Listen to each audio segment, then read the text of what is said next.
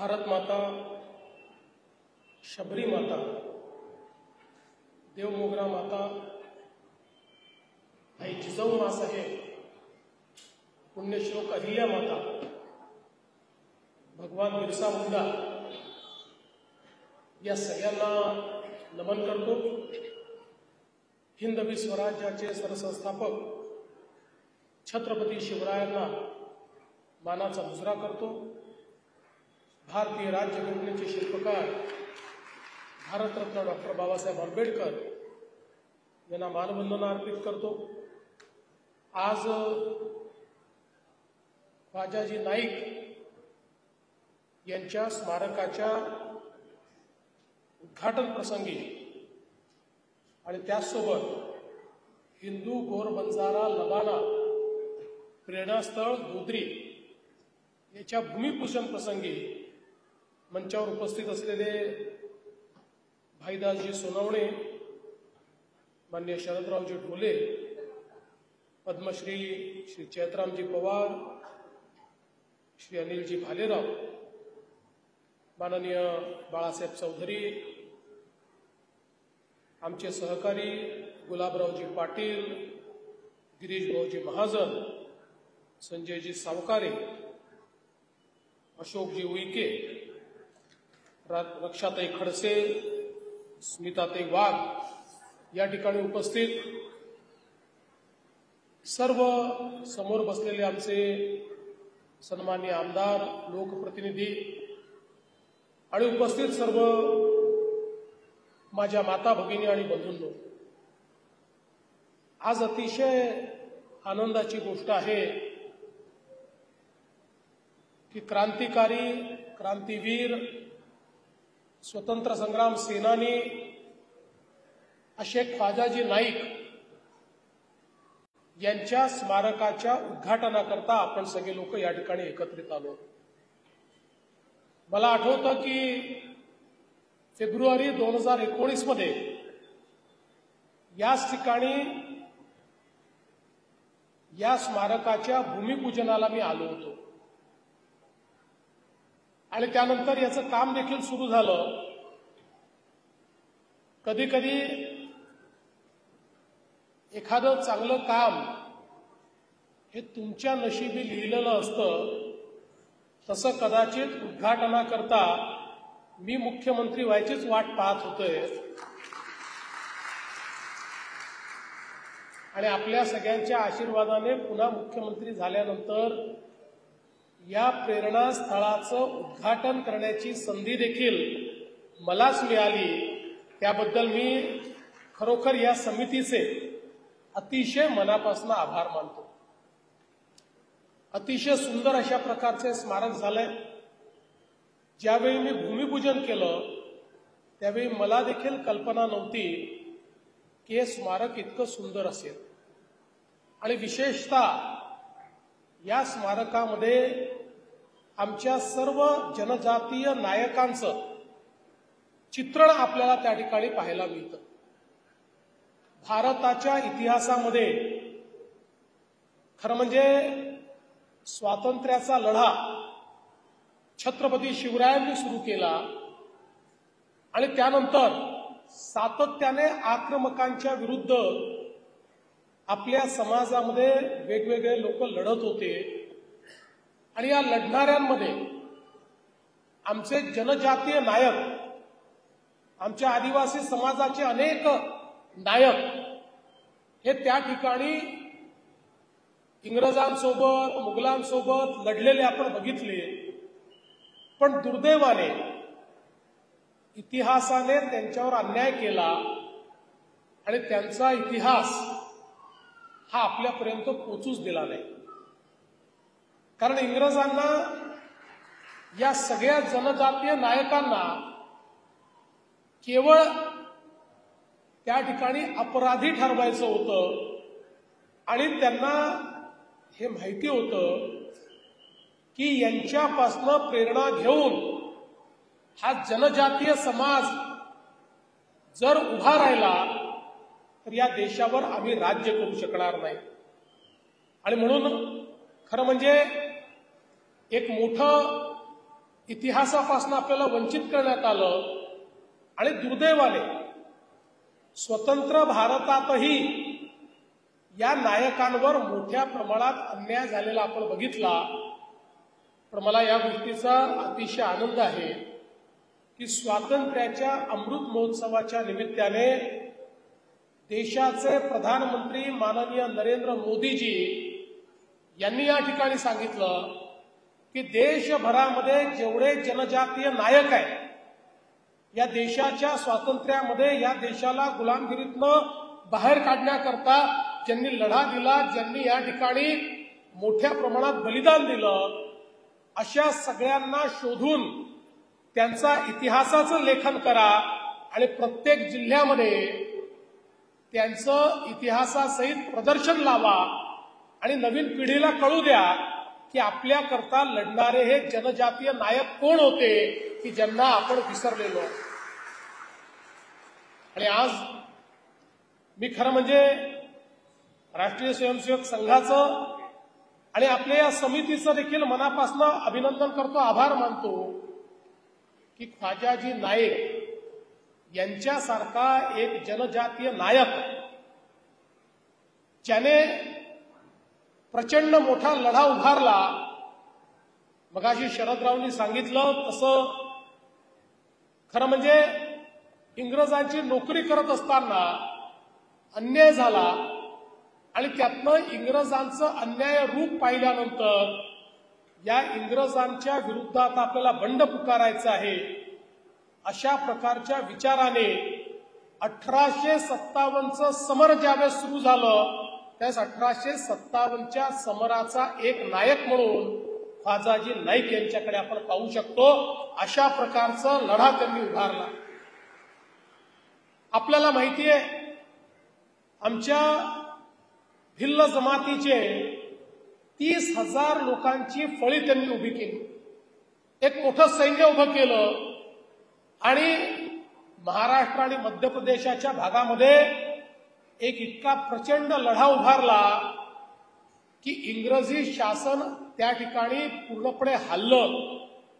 ख्वाजाजी नाईक यांच्यावर कारवाई करा आणि त्यांना मारून टाका अशा प्रकारचा आदेश हा इंग्लंडवरनं आला.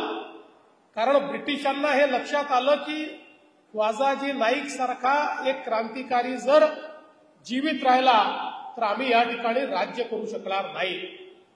आपल्याला माहिती आहे ज्या प्रकारे त्यांनी इंग्रजांचा खजिना लुटून त्यातनं मोठ्या प्रमाणात शस्त्रास्त्र खरेदी केले आणि त्यानंतर सातत्याने संघर्ष केला. जिथे अन्याय तिथे ख्वाजाजी नाईक अशा प्रकारचं समीकरण त्यांनी उभं केलं आणि आमच्या जनजातीय समाजामध्ये एक प्रचंड मोठं आत्मविश्वास हा त्यांच्या माध्यमातून तयार झालेला आपण बघितला.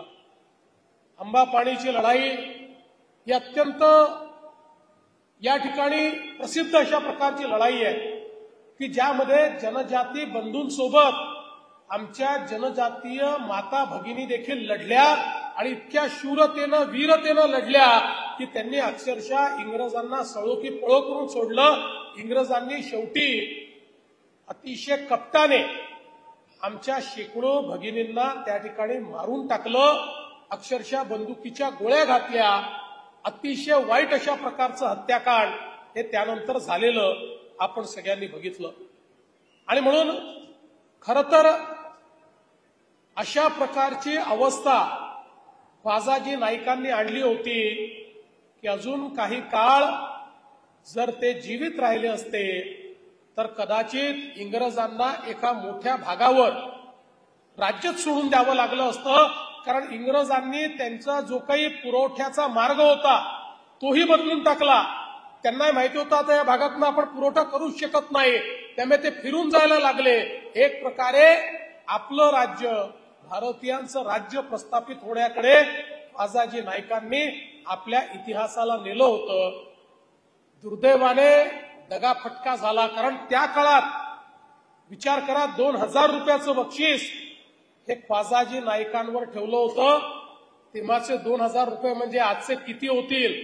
20 कोटी होतील का 200 कोटी होतील मला माहिती नाही, पण एवढं मोठं बक्षीस त्यांच्यावर ठेवलं होतं आणि दुर्दैवाने त्यांच्यासोबत दगा झाला आणि त्या दग्या फटक्यामध्ये त्यांना त्या ठिकाणी त्यांचा मृत्यू झाला, गोळ्या घालण्यात आल्या आणि त्यानंतर दहशत बसावी म्हणून त्यांचं मुंडकं छाटून याच इथल्या रेल्वे स्टेशन जवळ धरणगावच्या त्या ठिकाणी 7 दिवस ते लटकवून ठेवलं होतं. इंग्रजांना असं वाटलं की यातनं लोक घाबरतील, पण त्यांनी अशा प्रकारचे जनजातीय वीर तयार केले होते की त्यांनी तो लढा सुरूच ठेवला. ज्या प्रकारचं त्यांनी एक प्रकारे विजयकिशोर वृत्तीचं रोपण केलं होतं, हा लढा कधी संपलाच नाही. खरं म्हणजे या ठिकाणी कुसुमाग्रजांनी आमच्या भिल्ल समाजाच्या बद्दल म्हटलंय, प्रेम कर भिल्लासारखे बाणावरती खोचलेले, मातीमध्ये उगवून सुद्धा मेघापर्यंत पोचलेले, अशा प्रकारे त्यांच्या बाणाने मेघ गाठण्याचं काम हे त्या ठिकाणी केलेलं आपण सगळ्यांनी बघितलं.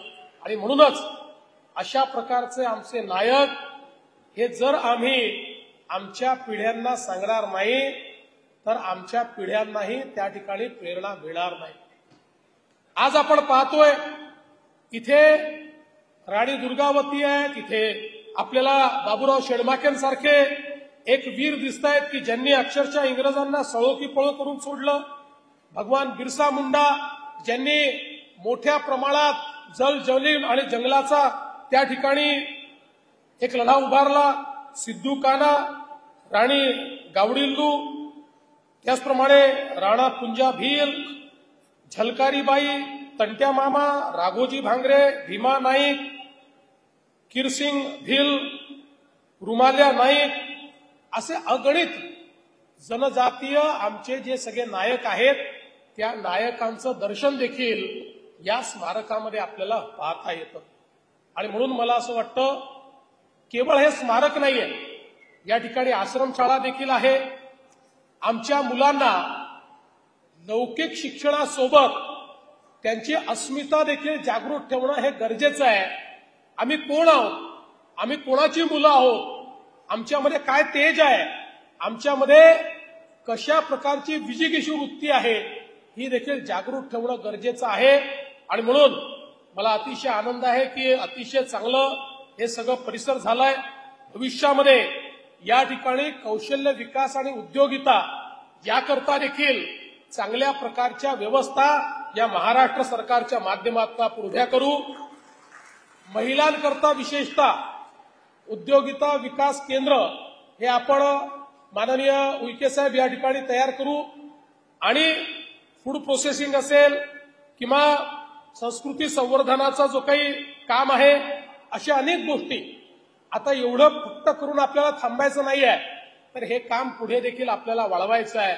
आज आपल्याला माहिती आहे देशाचे प्रधानमंत्री माननीय नरेंद्र मोदीजी यांनी देशातला आजपर्यंतचा जनजाती क्षेत्राकरता सगळ्यात मोठा कार्यक्रम धरती आबा विकास योजना, धरती आबा म्हणजे भगवान बिरसा मुंडांना धरती आबा म्हणतात, धरती आबा ही योजना सुरू केली आहे.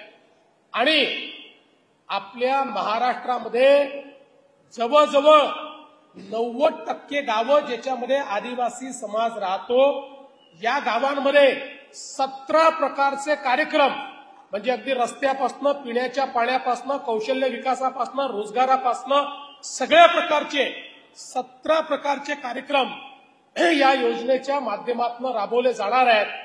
परवाच मी आणि उईके साहेबांनी त्याचं उद्घाटन देखील केलेलं आहे. आणि मला सांगताना आनंद वाटतो, आदिवासी समाजाच्या विकासाकरता माननीय मोदीजींनी 80,000 कोटी रुपये हे त्या ठिकाणी दिलेले आहेत की ज्यातनं पूर्णपणे आदिवासी समाजाचं जीवन बदललं पाहिजे. आणि या ठिकाणी 4 लाभार्थी 5 लाभार्थी असं नाही, ज्या गावाचं काम करायचं त्या गावातल्या 100% आदिवासींना या योजनेचा लाभ देण्याकरता मोदीजींनी व्यवस्था केलेली आहे. त्यामुळे येत्या 5 वर्षामध्ये एकही आदिवासी बिना घराचा नसेल, सगळ्यांना घर असेल, सगळ्यांच्या घरात लाईट असेल, सगळ्यांच्या घरात पाणी असेल, सगळ्यांच्या घरात गॅस असेल, सगळ्यांकडे शिक्षण असेल, सगळ्यांपर्यंत रोजगार पोचेल, सगळ्या गावात रस्ता पोचेल, सगळ्या मातांना पूरक पोषण आहार मिळेल, सगळ्या मुलांना पोषण आहार मिळेल, वेगवेगळ्या प्रकारचे वैद्यकीय अशा प्रकारच्या सेवा मिळतील आणि त्यातनं जनजातीय क्षेत्रामध्ये एक मोठं परिवर्तन आपण घडवतो. पण हे करत असताना याही गोष्टीत लक्षात ठेवल्या पाहिजे की समाजामध्ये आणि विशेषतः जनजातीय क्षेत्रामध्ये काही लोक फूट पाडण्याचा प्रयत्न करतायत. काही लोक खोट्या गोष्टी सांगून जनजातीय आमच्या बंधू भगिनींना इतर समाजापासून वेगळं कसं करता येईल असा प्रयत्न करतायत. आणि म्हणून लक्षात ठेवलं पाहिजे की या ठिकाणी आमच्या या सगळ्या स्वातंत्र्यवीरांनी, आमच्या खाजाजी नाईकांनी किंवा आमच्या बाबूराव शेळमाकेंनी किंवा भगवान बिरसा मुंडांनी ज्यावेळेस लढा उभारला त्यावेळेस केवळ तो जनजातीकरता लढा नव्हता, तर समग्र भारताकरता त्यांनी लढा उभारला होता. समाजाच्या प्रत्येक व्यक्तीला न्याय देण्याचं काम त्यांनी केलं होतं. कारण त्यांच्याकरता जनजातीय बंधू भगिनी तर महत्वाचे होतेच, पण संपूर्ण भारतीय समाज, हिंदू समाज हा महत्वाचा होता. आता याच्यामध्ये फूट पाडण्याचं काम जे करतायत त्यांना कुठेतरी उत्तर देण्याची आवश्यकता आहे. आणि म्हणून मला असं वाटतं आपण सगळ्यांनी या एकतेचं दर्शन येत्या काळात करणं गरजेचं आहे. आज मला याही गोष्टीचा आनंद आहे की हिंदू गोर बंजारा आणि लभाना समाजाचं कुंभ प्रेरणास्थळ गोद्री येथे आपण एक अतिशय चांगलं स्मारक तयार करतो. आमच्या गोर बंजारा समाजाने, लभाना समाजाने या भारताच्या जडणघडणीमध्ये अतिशय मोठं योगदान दिलेलं आहे. आपल्याला कल्पना आहे अतिशय प्राचीन अशा प्रकारचा समाज, अगदी मोहनजोदाडो हडप्पाच्या संस्कृतीतही ज्या समाजाचा उल्लेख आपल्याला पाहायला मिळतो आणि ज्या समाजाने या देशामध्ये मोठ्या प्रमाणात त्या ठिकाणी बावड्या असतील, वेगवेगळ्या प्रकारे तलाव असतील, पिण्याच्या पाण्याच्या जागा असतील, सराय असतील तयार करत एक प्रकारे या देशामध्ये मोठ्या प्रमाणात लोकांची सेवा केली, अशा या समाजाची प्रेरणास्थळी देखील तयार होतीये. ही अतिशय आनंदाची गोष्ट आहे. त्याला महाराष्ट्र सरकारच्या वतीनं जे जे काही आपण अपेक्षित कराल त्या सगळ्या गोष्टी देण्याचं काम आम्ही करू हा विश्वास मी देतो. आणि पुन्हा एकदा आपण खाजाजी नाईक यांच्यासारख्या महानायकाचं स्मारक तयार केलं त्याबद्दल या समितीचं मनापासून मी अभिनंदन करतो. आपणही टाळ्या वाजवून एकदा संपूर्ण समितीचं अभिनंदन करावं. मी आपल्या सर्वांची रजा घेतो. धन्यवाद. जय हिंद, जय सेवा, जय महाराष्ट्र, जय भारत.